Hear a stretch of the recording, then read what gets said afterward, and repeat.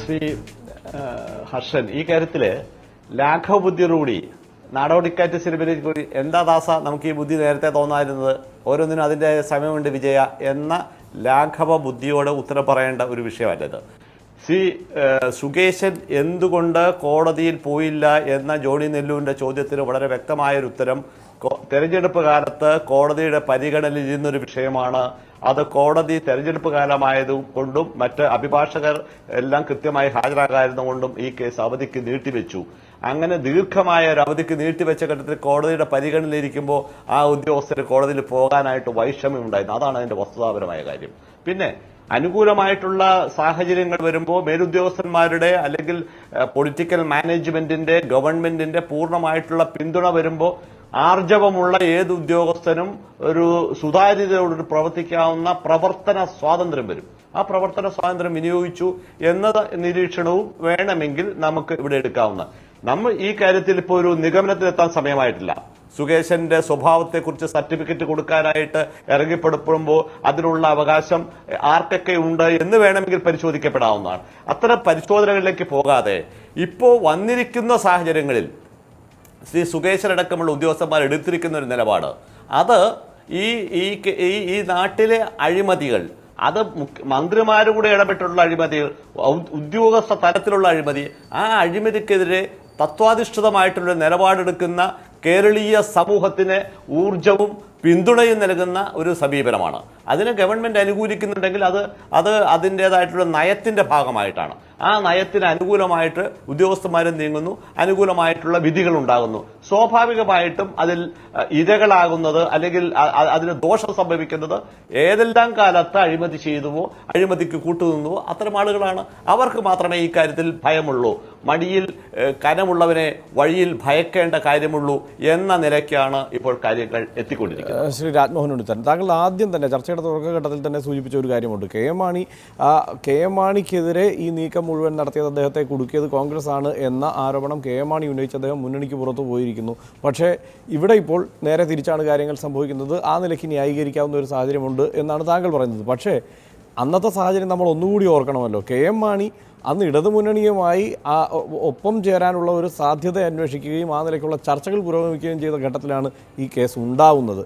പക്ഷെ പിന്നീട് K M മാണിയെ ഈ കേസിൽ കൊടുക്കുന്നതിന് പകരം ഈ കേസിൽ നിന്ന് രക്ഷിക്കുക എന്നതായിരുന്നു കഴിഞ്ഞ സർക്കാരിൻ്റെ ലക്ഷ്യം എന്ന് ലളിത ബുദ്ധി കൊണ്ട് ആലോചിച്ച് വേണമെങ്കിൽ താങ്കളുടെ ആ വാദത്തിന് മറുപടി പറയാം. മറ്റൊരു പ്രധാനപ്പെട്ട കാര്യം ഇവർ രണ്ടുപേരും സൂചിപ്പിച്ചതാണ്. ഒന്ന് ജസ്റ്റിസ് ശ്രീ ഇല്ലിക്കാടൻ്റെ ബെഞ്ചിൽ അദ്ദേഹം കണ്ടെത്തിയ കാര്യം, അദ്ദേഹം കൃത്യമായി പറഞ്ഞ കാര്യമാണ്. ആദ്യത്തെ 2 ട്രാൻസാക്ഷന് തെളിവുണ്ട് കെ എം മാണിക്കെതിരെ.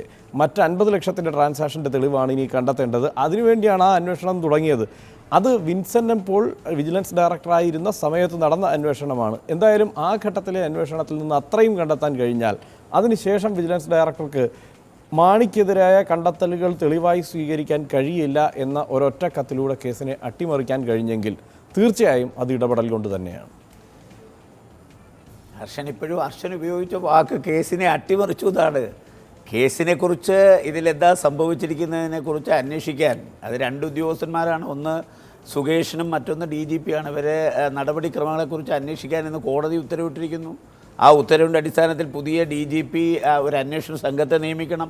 ആ അന്വേഷണ സംഘം അന്വേഷണം ആരംഭിച്ച് ഇതിൻ്റെ നിജസ്ഥിതി പുറത്തു കൊണ്ടുവരണം. അപ്പോഴല്ല ഇത് അട്ടിമറിയാണോ ഇല്ലയോ എന്ന് പറയാൻ പറ്റൂ. അപ്പോൾ നമ്മളിപ്പോൾ ഈ ചർച്ച ഇവിടെ നടത്തിയത് ശ്രീ സുകേഷിൻ്റെ ചാരിത്രത്തെക്കുറിച്ച് ചർച്ച ചെയ്യാൻ വേണ്ടിയിട്ടല്ല. അതുകൊണ്ട് ഞാൻ സുകേഷൻ ബാർ മുതലാളിമാരെ വിളിച്ച് എന്തൊക്കെയാണോ ഇൻട്രോഗേറ്റ് ചെയ്തിട്ടുള്ളത് ആ ചെയ്ത കാര്യങ്ങൾ 5 മിനിറ്റ് കഴിഞ്ഞപ്പോൾ ബിജു രമേശ് ആ ബാർ മുതലാളിമാരെ വിളിച്ച് സംസാരിച്ചത് പലരും നമ്മളോട് വിളിച്ച് പറഞ്ഞിട്ടുണ്ട്. നമ്മൾ പോയി അവിടെ മൊഴി കൊടുത്തു. 5 മിനിറ്റ് അന്വേഷണത്തിൽ അപ്പൊ ഈ ബാർ മുതലാളിമാരെ വിളിച്ച് ഇൻട്രോഗേറ്റ് ചെയ്ത സുരേഷൻ 5 മിനിറ്റ് കഴിയുമ്പോൾ ആ ബാർ വല്ല കാര്യമുണ്ടോ? അതുകൊണ്ട് സുരേഷിന്റെ ചാരിത്രത്തെ ചർച്ചയിൽ പങ്കെടുത്തുകൊണ്ട് സാമൂഹ്യ പ്രതിബദ്ധത, തത്വാധിഷ്ഠിതം, സംശുദ്ധത എന്നൊക്കെ പറയാൻ ആർക്കൊക്കെ അവകാശമുണ്ടെന്ന് സ്വയം ഓരോരുത്തരും ആലോചിക്കണം. കാര്യം ഈ പദങ്ങൾ ഉപയോഗിക്കാൻ നമുക്കെന്ത് യോഗ്യത?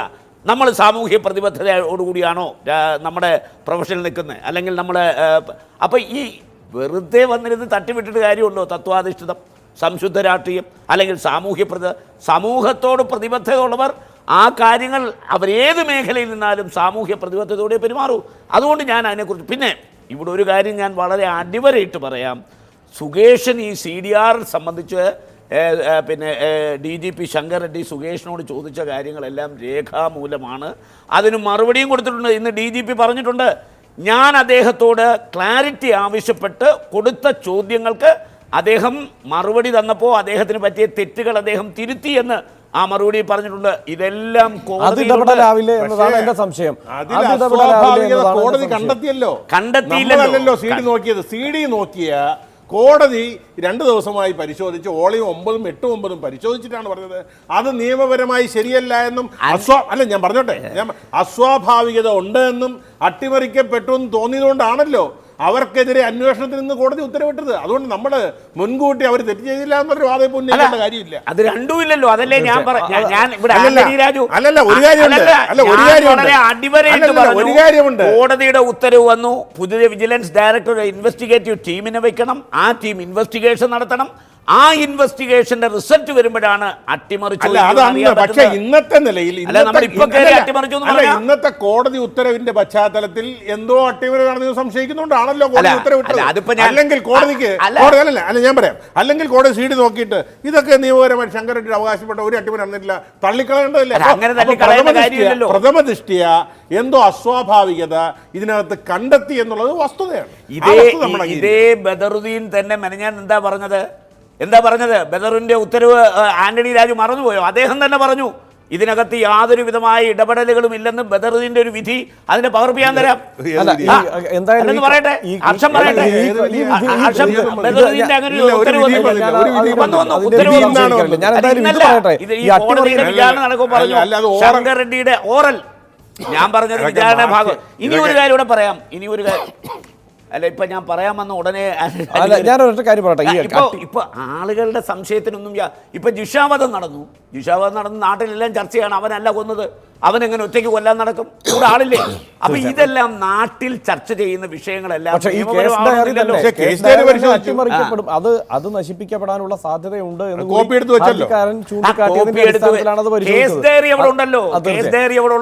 അത് കോടതിയുടെ കയ്യിലിരിക്കുന്ന തിരിച്ചു കൊടുത്തെങ്കിലും അവർക്ക് ആവശ്യമുള്ള കാര്യങ്ങൾ വോളിയം എടുത്ത് വെച്ചിട്ടാണ്. അതാണ് ഞാൻ പറഞ്ഞത്, കോടതിയിനകത്ത് എന്തൊക്കെയോ കോടതിയെ സംബന്ധിച്ച് 8-9 വോളിയം എടുത്തത് കേസിന്റെ തുടരന്വേഷണം അത് സ്തംഭിക്കണ്ട, അത് കണ്ടിന്യൂ ചെയ്യാൻ വേണ്ടിയിട്ടാണ് ഈ 8-9